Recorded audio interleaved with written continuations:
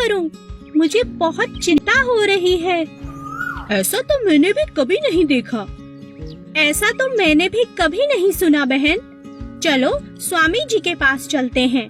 उनके पास इसका कोई ना कोई हल जरूर होगा। चलो चलते हैं। हाँ हाँ चलो। चिड़िया और कोयल स्वामी जी के पास मिलने पहुँचे। नमस्ते स्वामी जी, आप कैसे हैं? क्या बात है, कैसे आना हुआ? मैं तुम्हारी क्या मदद कर सकता हूँ? चिड़िया सारी बात स्वामी जी को बताती है। अच्छा, तो ये बात है। चलो मैं चल कर देखता हूँ। चिड़िया, कोयल और स्वामी जी घोंसले के पास पहुँचते हैं। अरे ये क्या? ये कोई अंडा नहीं है। तुम्हें अपने अंडे को पहचानने में जरूर कोई भूल हुई है। मुझे लगता है यह एक खिलौना है। मैंने कई बार गांव के बच्चों को इससे खेलते हुए देखा है।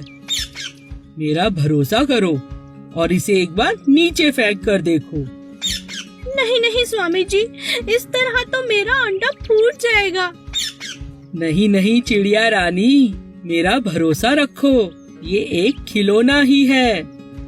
चिड़िया ने दिल पर पत्थर रखकर स्वामी जी की बात को मान लिया। स्वामी ने अंडे को लिया और जमीन पर जोर से फेंका।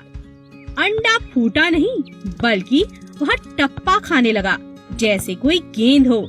सच में वो एक खिलौना, एक गेंद ही थी। यह देखकर सभी हंसने लगे। एक घने जंगल में एक पेड़ पर कालू कौवा अपना घोंसला बनाकर रहता था।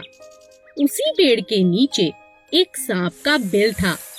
एक दिन कालू जब भोजन की तलाश में गया तो पीछे से सांप ने उसके अंडों को खा लिया। जब कौवा वापस अपने घोंसले में आया तो अपने बच्चों को ना पाकर बहुत उदास हो गया। कौवे को सांप पर शक भी हुआ और उसने फिर सांप से पूछा, भाई सांप, क्या तुमने किसी को मेरे घोंसले की तरफ आते देखा? किसी ने मेरे अंडों को खा लिया है? नहीं नहीं, मैंने किसी को नहीं देखा। मुझे नहीं पता तुम्हारे अंडे किसने खाए। कुछ समय बाद फिर से ऐसा ही हुआ, पर इस बार कौवे ने सांप को अपने अंडे खाते हुए पकड़ लिया। अच्छा, अब समझ आया, तुम ही मेरे अंडों को खा जाते हो। मुझे तुम पर पहले ही शक था। तुम्हारी इतनी हिम्मत कैसे हुई? मेरे अंडों को खा गए। मुझे भूख लगी थी, इसीलिए मैंने तुम्हारे अंडों को खा लिया। तुम मेरा कुछ नहीं बिगाड़ सकते। इतना कहकर सांप अपने बिल में चला गया। कालू बहुत उदास हो गया और उसने सांप से बदला लेने की सोची। फिर वह उड़ता हुआ राजा के महल की तरफ चला गया। तभी उसकी नजर महारानी पर पड़ी, जो तालाब में स्नान कर रही थी। महारानी के कीमती जेवर तालाब के किनारे पड़े थे, जिनकी निगरानी उनके सिपाही कर रहे थे। कालू कौवे को एक उपाय सूझा। वह एक लंबा सा हार अपनी चोंच में फंसाकर उड़ने लगा।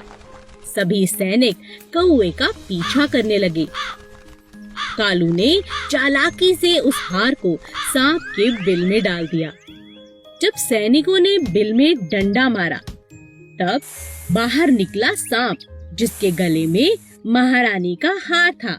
सैनिकों ने पीट पीट कर सांप को जान से मार दिया और हार ले लिया। इसी तरह कालू कौवे ने सांप से अपना बदला ले लिया। ये बहुत समय पहले की बात है।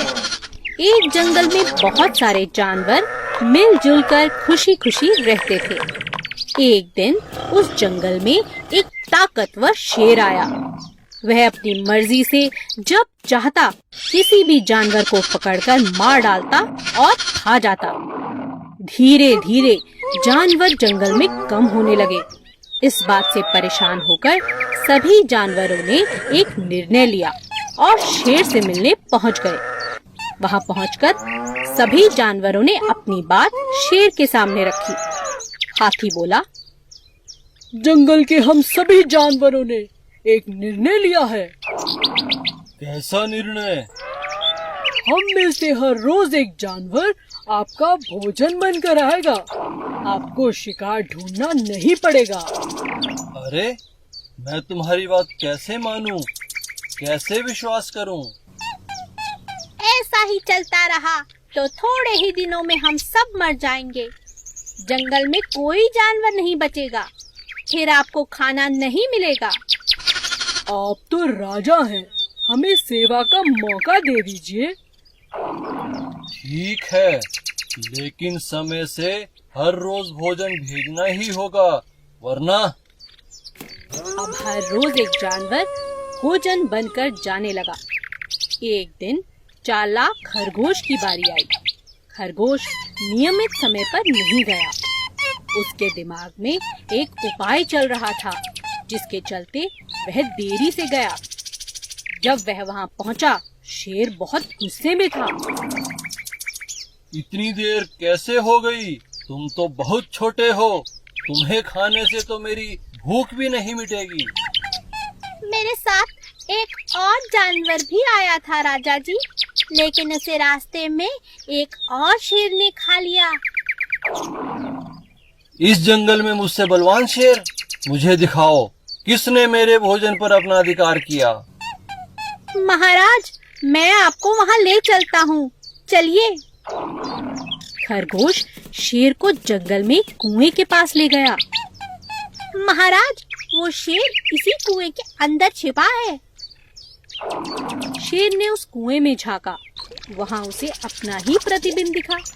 शेर दूसरे शेर को मारने के लिए कुएं में कूद गया। कुएं से बाहर ना निकल पाने के कारण बेचारा शेर वहीं मर गया।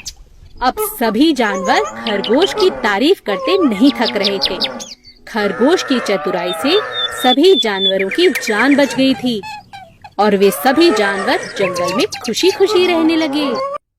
एक गांव में राजू नाम का लड़का रहता था। वो रंग बिरंगी सुंदर सुंदर टोपियां बनाया करता था और उन्हें बाजार में जाकर बेच देता था। उसकी सुंदर सुंदर टोपियां सभी को बहुत अच्छी लगती थी। एक दिन राजू जब टोपियां बेचने बाजार जाने लगा, रास्ते में उसे बहुत तेज भूख लगी, तो वह खाना खाने के लिए एक घने आम के पेड़ की छांव में बैठ गया। बड़ी तेज धूप है, क्यों ना थोड़ी देर इस पेड़ के नीचे बैठकर आराम कर लेता हूँ और खाना भी खा लेता हूँ। थका हारा राजू पेड़ के नीचे आराम करने लगा। उसी घने पेड़ के ऊपर बहुत सारे बंदरों की टोली थी, जो बहुत शैतान थे। जब बंदरों ने देखा राजू टोपी वाले की आंख लग गई है और वह सो गया है, तभी सारे शैतान बंदर पेड़ से नीचे उतरकर टोपियों के साथ खेलने लगे। बेचारा राजू इस बात से अनजान था और आराम से सो रहा था। तभी वहां से एक और व्यापारी निकला जो कपड़े बेचता था। वह बंदरों को देखकर समझ गया कि जरूर दाल में कुछ काला है। थोड़ी और पास आने पर उसने राजू टोपी वाले को सोते देखा और उसे उठाने लगा। अरे ओ टोपी वाले भैया, जल्दी उठो, देखो बंदर तुम्हारी सारी टोपियां ले जा रहे हैं। जल्दी उठो, जल्दी उठो। क्या? अरे अरे अरे मेरी टोपी! भाई तुम ही कुछ मदद करो ना।